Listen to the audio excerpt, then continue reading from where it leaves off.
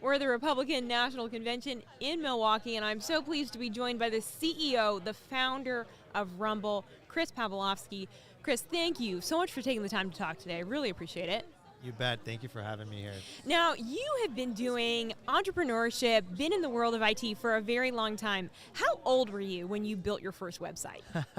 So yeah, it's been more than 2 decades. I was building websites out of my parents' basement out of high school. Wow. I think grade 11, grade 10, What drew you to 99, that 2000. What drew you to that space? What fascinated you about that?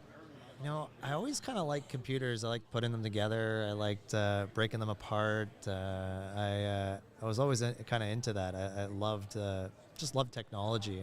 I had a passion for it, how it worked. I always wanted to break it down and put it back together to see how it all worked. And then once, obviously, the internet, I remember begging my parents, I need internet, please pay for the internet.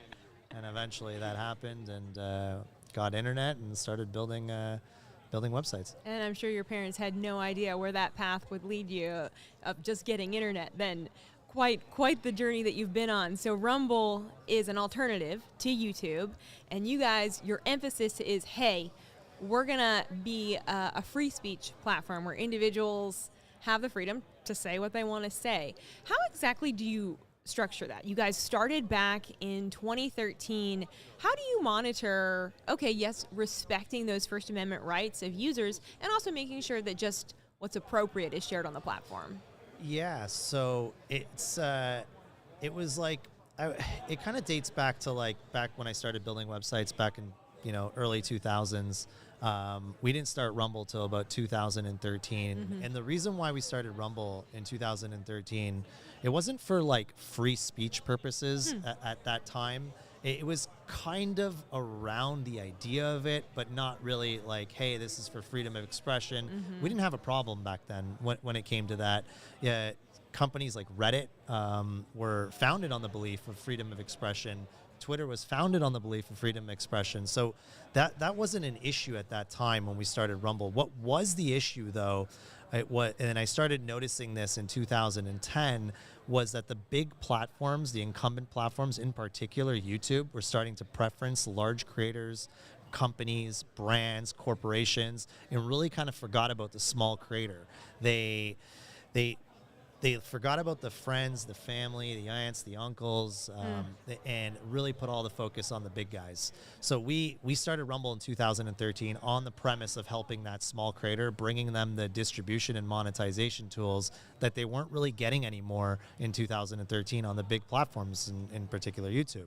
Fast forward 6 years, I get a call from the ranking member of the U.S. House Intel Committee, Congressman Devin Nunes. As a Canadian as well, I thought it was under some kind of investigation. You're like, oh no, what did I do? I'm like, well, what do you need?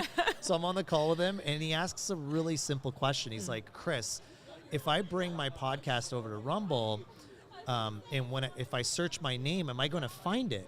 And I'm like, yeah, absolutely. So he brings his podcast over in Rumble.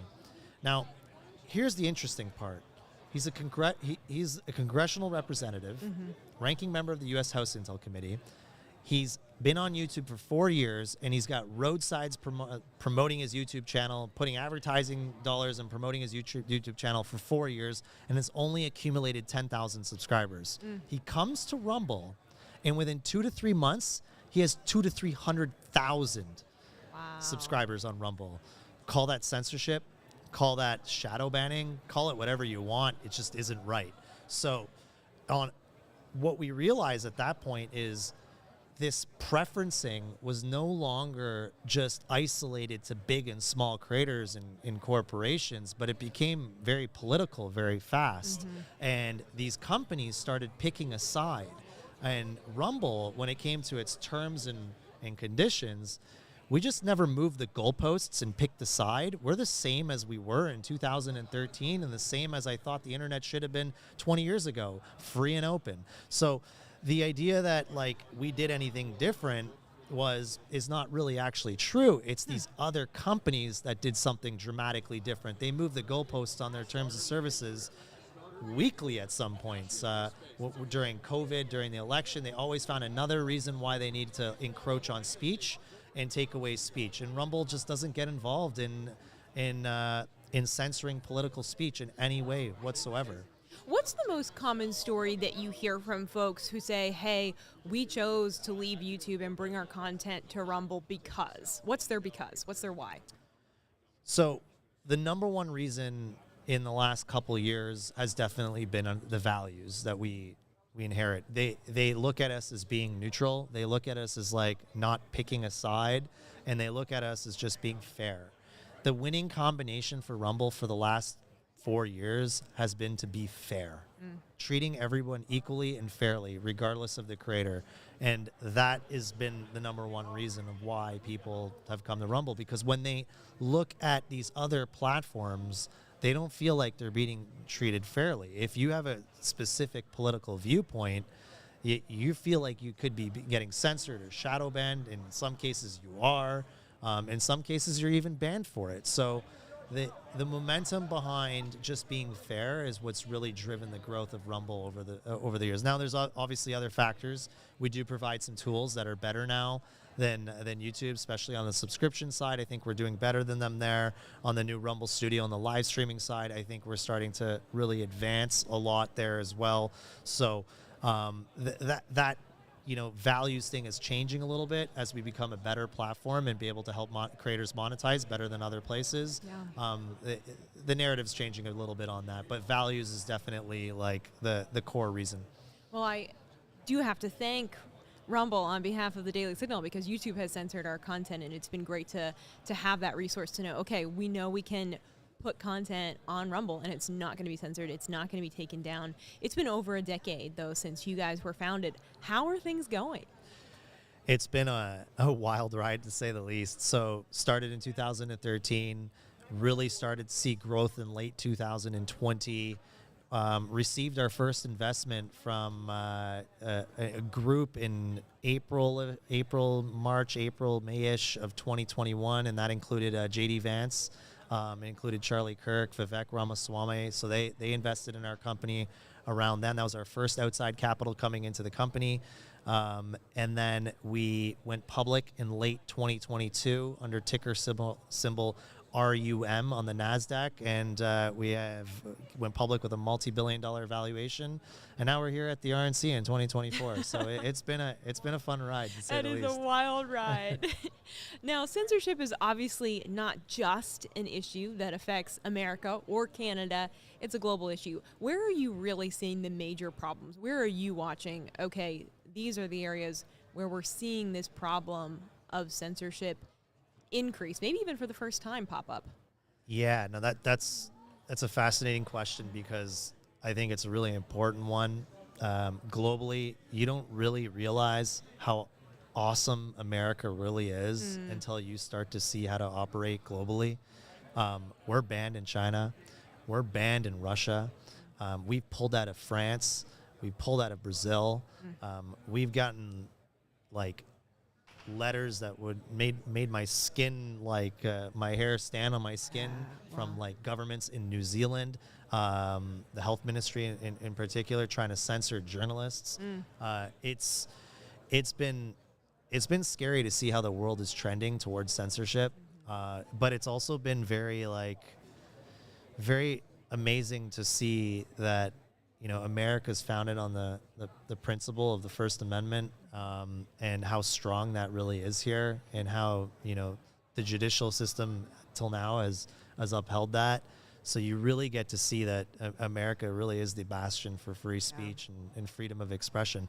And I think people forget that freedom of expression is a human right. Even the UN Universal Declaration of Human Rights, Article 19, outlines that freedom of expression is a human right. And I think people forget that fact as well. So, without freedom of expression around the world, or here or anywhere, you don't have like women's rights movements. You don't have major movements in the world that, help society without the ability to speak freely. You don't have a constitutional republic. You don't have a democracy. You don't have anything without freedom of expression and free speech. So I think that that principle is worth fighting for as much as possible. It's something that's like so dear to my heart and dear to, all the Rumble users. And that's what we'll continue to do, not just in America, but around the world. We'll challenge governments and fight them and push back against any type of censorship that we see. Do you think we might see a pendulum swing, at least here in America, maybe in Canada, where there's been such an increase in censorship, specifically around the COVID-19 pandemic and the years that have followed, and with elections and things becoming more controversial in the field of politics? Will we see maybe in the coming years, are you hopeful, optimistic that we might see tech companies begin to realize, wait a second, we can't be the quote-unquote arbiters of truth. We need to, again, embrace freedom of speech, just like Rumble's doing? I think we're in the middle of that pendulum swinging, and Rumble is on the right side of history, and it's being proven every day more and more. Obviously Truth Social is on that side. You have X that's also on that side. So you are, we were all alone 2 years ago by ourselves fighting this. And now we have some friends in the ecosystem. So I definitely see that that pendulum swinging. And I think the incoming, obviously, I think, this new ticket here is very for this. And I think they would push that. And I think that's a good thing. So generally speaking, I think that pendulum is swinging as we're living right now. Yeah. Tell us what's next for Rumble. What are you excited about in the year, 5 years ahead? Yeah, no, a lot of things have happened over the past few years. One of the things we've done is we built out our cloud and our infrastructure. You can't uphold freedom of expression without owning your own infrastructure. Otherwise, Google will knock on your door and say, remove this, remove that, or we're shutting you down. We saw that happen with Parler. Yep. So we built our entire infrastructure. We have the Rumble Cloud, which is now available to all companies out there. One of our customers is Trump Media and Technology Group, Truth Social, sitting on the Rumble Cloud. So that's a really a big accomplishment for us that we launched just a few months ago. On the other side, we have the Rumble Advertising Center that we built out in the Rumble Studio, which allows everyone to go stream straight from their phones and monetize their streams straight from their phones or on their desktops very easily. So anyone can become a creator. Anyone can reach their audience through the Rumble Studio in a very easy way where they can multi-stream onto all platforms, or they can multi-stream just to Rumble. It's their choice. So these products, the Rumble Advertising Center, the Rumble Cloud, and Rumble itself are going to take us into the future. I do see Rumble, slowly eating away at the traditional cable TVs, large, big TV formats. Yep. I do think that people are tuning into shows on Rumble, like Dan Bongino's show, on their televisions. I see that growth happening.